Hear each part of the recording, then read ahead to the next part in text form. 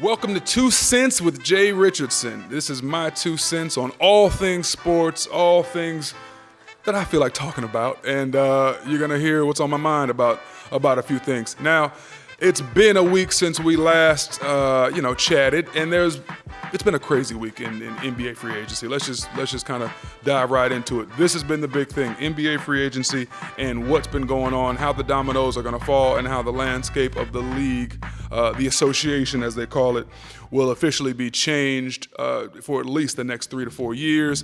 Let's just take it right from the top. The highest ranked, rated free agent we all know is Kevin Durant. He's the one that everyone, even with an Achilles injury, was trying to decide where is he going to go, where is he going to decide to go, if it's him making the decision, and I'll get into that later. But we all know now it'll be Kevin Durant and Kyrie Irving heading to Brooklyn, the Brooklyn Nets. Oh my God, you poor Knicks fans, you poor Knicks organization. Boo-hoo-hoo, no one cares, get a new owner. Now, comes down to Brooklyn, you got to give your hats off to Brooklyn. They lay low, they grinded, they worked hard, they improved every single year these last couple years. They built a team that, without any megastars, was still a playoff team, and a team that I think players felt comfortable going, you know what, there's something there, and we feel comfortable with that organization, that front office, to sign big-time free agents. So you got to give them respect. Right away, I gotta look at the KD decision and go, was this KD or was this Kyrie? Kyrie goes first. We saw that domino fall right away. We all kind of knew it was going to happen once he signed with Roc Nation. Boom, Kyrie's in there. He abandoned the sinking ship that is the Celtics after he helped poke holes in it, and that's that. He goes down to Brooklyn, and he's excited about that. Sure, I know he's from Jersey, all of that great stuff, but the reality of it is he knows, like we know, Kyrie Irving cannot be the best player on a championship team and thrive. That's not realistic. He is Robin for life. He got to have Batman, and he talked his own Batman into coming with him, and that is KD. Kyrie in Boston almost, sabotaged the chemistry and his moodiness. You're talking about a guy that is just so hot and cold off the court and sometimes on the court that it seemed to rub some of his teammates the wrong way. And some will argue that was more on Danny Ainge. Some will argue that was more on Brad Stevens. I'll get into that when we talk about the Celtics. But I just want to say, Kyrie Irving going to Brooklyn. Brooklyn, don't get too excited yet. You got to know which Kyrie you're getting. Because is it the flat earth Kyrie who's sensitive and upset and needs to be the guy? Or is this the Kyrie that has, the eye of the tiger that wants to win a championship and that's willing to sacrifice and play some defense too? I don't know yet. We'll find out. Either way, we won't know until 2021, because even with Kyrie and Deandre Jordan, which is a little sneaky big signing there, you got a high-flying big man who does not need to hit free throws because he will dunk on you and get all the rebounds that, KD won't until 2021. Not a bad move. Even with those two, they should still make some noise in the East.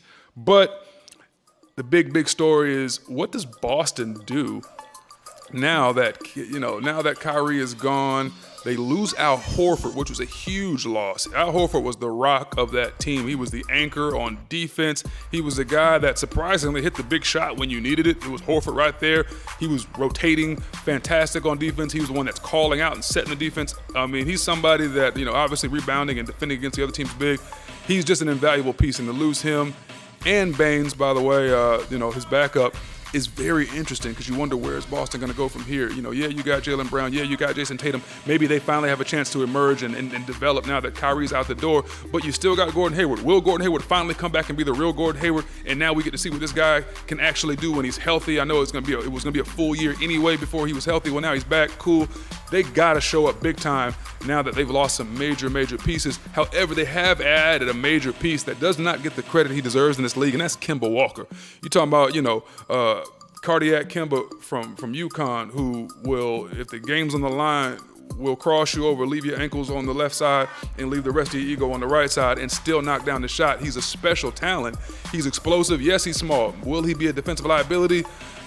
All smaller players, Steph's no different. Smaller players always struggle a little bit defensively, but man, what he brings on offense, and I think what he brings to that Celtics locker room will be huge. He's a guy widely regarded as someone that everyone loves. In the All-Star game, all the guys from the East talked about playing with Kemba and how much they liked him. He has that personality. He's just a good dude. He's chill. He's a low drama low-maintenance superstar like Kawhi Leonard. It's very rare in this league. You see guys on that level who are worth max deals, who are not divas. He's just not. He wants to ball. He wants to hoop and do his thing. Charlotte, what were you thinking letting him get out of the door? I love you, Michael Jordan, as a player, but as an owner, good God. I'm just going to leave it right there. That's enough about that. Let's head to Golden State, where now things have gotten very interesting. KD's out. You got to give Klay the max, and Klay will sign a max, $190 over 5 years, and he will be carrying bags and bags of money to the bank. Good for him. He deserves it. That dude is probably the second, third, fourth, whatever, top 3-5 shooters of all time. Also plays defense, can pass, can shoot, can dribble a little bit. He's just a complete player, and he's special to watch, and he can score 30 in a quarter. Who else can do that? Like, that's just special. But when you really look at Golden State and you look at what they're going to be this coming season, you kind of have to count them out. I know they added D'Angelo Russell, or at least they're trying to in a signing trade, looks like. That's probably going to happen. D'Lo to Golden State. I love D'Lo's game in Brooklyn. I love what he was bringing the Nets. I loved how he rebranded himself, how he repolished himself, how he dedicated a whole offseason to his craft. He matured. He's from Ohio State, so you know the homie's a Buckeye. I'm going to support him regardless, got to. But he really worked his butt off. And he didn't just post it on Instagram to show you, hey, look, I'm working out. He showed it in games. You know how these NBA dudes do now, where they'll post these off-season workouts, and then in season you don't see none of them jump shots falling. Yeah, not D'Lo. He changed his entire game. He evolved as a player, and he's not terrible defensively, actually, for a not huge guard. At the same time, he brings almost a skill set redundancy to the Golden State Warriors, right? Talking about a guy who can dribble and shoot the three ball, not a great defender, and is not over 6'5". Well, that sounds a lot like Steph Curry, right? So you kind of got two of similar guards. Which one's the off guard? Which one's the point guard? D'Angelo didn't really play point guard until Ohio State, and really until the NBA. He was more of a two guard. So now you got Steph Curry, who, as much as he is a point guard, Steph Curry plays like a two guard. Man, that dude's looking to light it up and shoot. I don't think Golden State makes tons of noise this year. Yeah, even though with Draymond there, Klay's not going to be back until next spring. You won't see Klay on the court, I wouldn't assume, until after the All-Star break. So you're looking at February maybe if he heals like Wolverine, and I don't see that happening. So right now you got a situation where Golden State just doesn't have a lot. And will they re-sign Boogie? It's doubtful. Boogie's probably going to rock and roll. They will get Looney back. He's always a good piece for them. He's an underrated big, and I like his movement and his defense. He's versatile. So they should win games. They should make the playoffs. But we're going to find out if Steph can be a super duper star, meaning can you carry a franchise? Because now there's no Klay, now there's no KD. Can you carry a franchise to the playoffs, Steph Curry? We want to find out why we should buy those ugly Under Armour shoes. We got to know. And that's important, I think, to really keep your eye on. All of this is great, right? But I really want to dig into this KD thing. KD is one of the most interesting superstars in the sport in a long time for a lot of reasons that I don't actually love. Yes, he's probably the most talented player in the NBA from a physical talent standpoint. He can shoot over anyone. He's a 7-foot mobile artillery unit, right? Like, the dude can shoot from anywhere, and he's just special talent-wise. But between the ears, he's the most interesting, most sensitive, most, fickle character, and you just don't know what you're going to get. We all know he made one of the weakest moves all time in sports, going from OKC, a team that was just up 3-1 on the Warriors, and then let them come back and win, and then a year later he joins the team that beat him. All of that's just, I'll never let that go, only because you joined a team that was coming off a 73-win season that didn't need you. They had won championships without you. So it proved to me that he's not ready or mature enough to be the guy and to want to carry an entire franchise. That's not something, he's just not built like Jordan, like LeBron, like Kobe. Those guys are built different. KD, he needs help. He needs someone to reassure him. He needs someone to tell him how great he is. He can't handle criticism. It's like, at this level, dude, you got to be able to handle criticism. You imagine being in LeBron's shoes for 5 minutes, all the criticism he takes, and he's never done anything wrong. Off the court, the guy's been perfect as a human being. It's almost weird, actually. But when you watch KD, you look at this Brooklyn move and you go, you know what? Everyone's starting to try to label him a follower, and it's really, really hard for me to disagree. He was on the fence about what he was going to do, and the moment Kyrie signs, it seemed like Kyrie talked him into it. Same way it seemed like he was going to re-sign with OKC, and then he went out there, had that meeting in the Hamptons, and the Hamptons 5 was born. Those guys talked him into it. This is a guy that can be swayed. This is a guy that needs someone to tell him what to do. This is a guy that is just not ready to make his own decisions, and I think he might still live with his mama. I don't know. All I know is this. It's very, very interesting to watch unfold, and Golden State has a little bit of culpability because everyone's been talking since Iguodala did that Breakfast Club interview when he talked about the medical staff of Golden State and how they pushed and how they would make little comments and how coaches, Kerr and execs would make little comments. The GM would make little comments to KD. Hey, you ready to go yet? What's going on with that calf? Is it a calf? What is it? That pressures players, and I actually get that side of things, being a little bit salty at the fact that you felt pushed back too fast. You go out there, you try to give it to your team because you don't want to be looked at as someone that's soft. No one likes that label, and what happens? You're out for a year and a half, basically, with an Achilles because you were pushed by a team that should have really looked into that calf a little bit more than they did. And I think that was a big reason why he just lost his trust there. He was out of there, went to New York for the surgery, and never left the East Coast, apparently. So now he'll be there, and that's just that, and we get it. But we're talking about the Western Conference right now and how the landscape is going to change. And it's funny, all this discussion about Golden State, all this discussion about Kyrie and all of that stuff, all this discussion about Klay and D'Lo, and we didn't even talk about the biggest change to the Western Conference. Anthony Davis will be a Los Angeles Laker. I don't think people understand what that means to the Laker organization, what that means to LeBron James, and what that means for Rob Pelinka. Right now, you're going to have arguably two of the top three players in the NBA on the same team in a major market, primed for a championship. And oh, by the way, you didn't have to give up Kyle Kuzma. That's such a big deal. No one realizes just how big of a deal it is to not have to give up Kuzma. Heck, you traded away, Hart. You traded away Ingram, who, after his blood clot issues, we're not even sure if he's going to be able to play. He hasn't been cleared yet. And you traded away the entire Ball family, probably a good trade. And now you were left with basically three players on the roster, it seemed like. But they're the three you won. You got Kuzma, you got AD, who was a walking 25 and 12. I mean, he could go for 35 with 20 rebounds any given night. He's a monster all over the court. He's a monster defensively, which is what this Laker team lacked. And then, of course, you have the king himself, LeBron James, who in the twilight of his career still looks like when he's motivated and ready to go, it could be the unstoppable machine he's been in his prime. And oh, by the way, something no one's talking about, this is the first time in 8 years LeBron's had a full off season. Space Jam 2 filming aside, this guy has had a full off season to heal, to rest, to recoup. LeBron's about to be a monster this year. Get ready for it. He was already a bucket. He's about to be an adult bucket. These will be grown folks buckets he's giving out this year because he's healthy, because he's in the weight room, because he's leaning up a little bit. He's getting ready for a big push this year, and he's got, I won't even call AD a sidekick. He's just got a 1B, right? AD is somebody that he can get his own buckets. He can get it cutting, slashing, putbacks, tip dunks, offensive rebounds. He can shoot from the perimeter, which is something that they're going to need. Now it comes down to what sort of pieces do the Lakers need?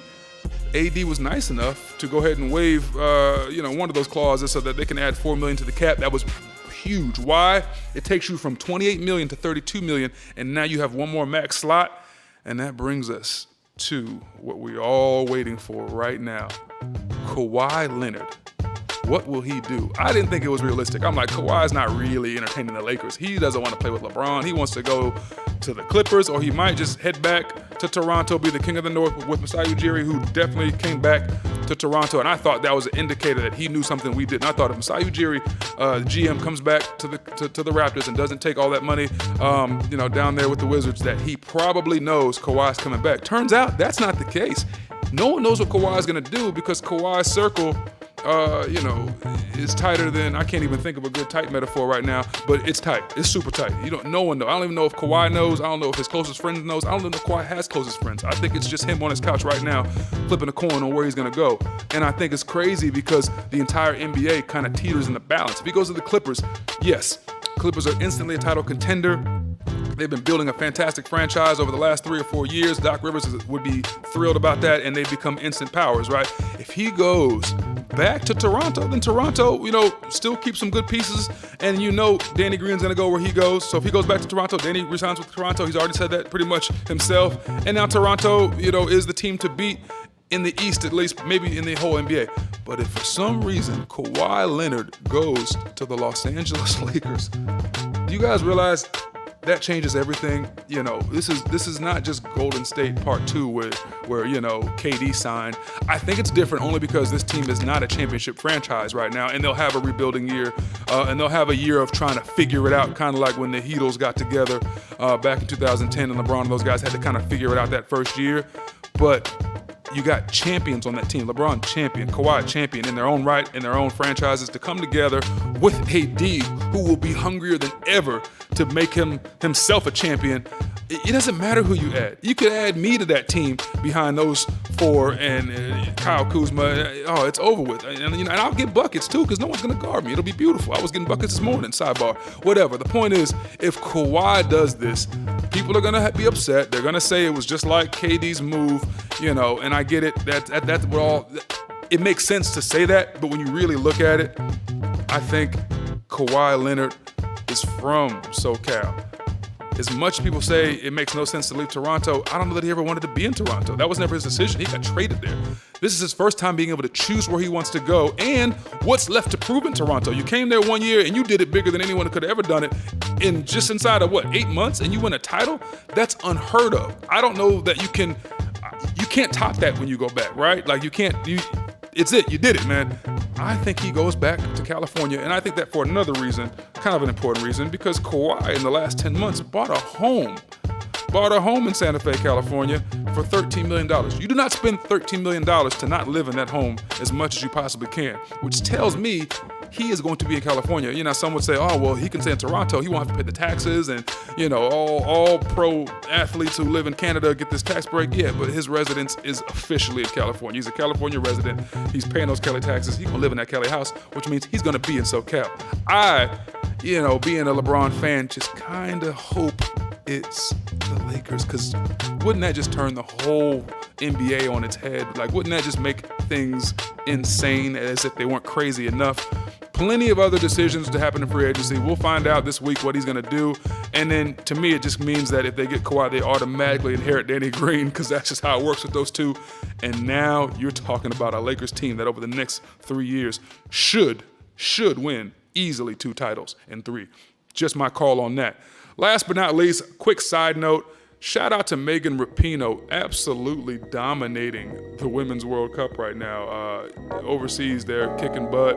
And yeah, she made a little bit of a splash with some of her political commentary and her lack of support for 45. Listen, I always find it shocking how invested people are in athletes' opinions of politics, as opposed to celebrities, or as opposed to CEOs and people who have a different level of influence, especially financially, especially economically. It's these athletes that people gravitate towards, and it's interesting to see how upset people get or how behind people get. Right now her jersey is the top-selling female soccer jersey, and it's all because of some statements she made. And whether you disagree or agree with the statements, you do have to agree that, man, I love someone who can just straight up say what they really mean.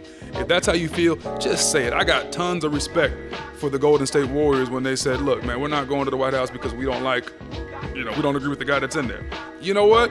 Agree or disagree, you got to respect the fact that they came out and say it. I like that. Meanwhile, a few years back, you had Tom Brady and Edelman and Welker, and those guys didn't want to go to the same White House that Barack was in because they said they had prior engagements or they were busy. We got some things, we got a cookout that day. Can't even make it, man. I'm sorry, I ain't gonna be able to make it. Listen, if you don't like the guy, just say you don't like the guy. I respect that. At least you're being honest. I'm not one to beat up on athletes when they're not honest. I never like that. I like getting a good, honest soundbite, and I like people being direct. Say how you really feel. Say it with your chest. So you know what, Megan Rapinoe, I'm with you. I like it. I'm going to dye my hair metallic purple and go get a jersey because I'm with it. I love it. That has been your 2 cents with Jay Richardson. Till next time.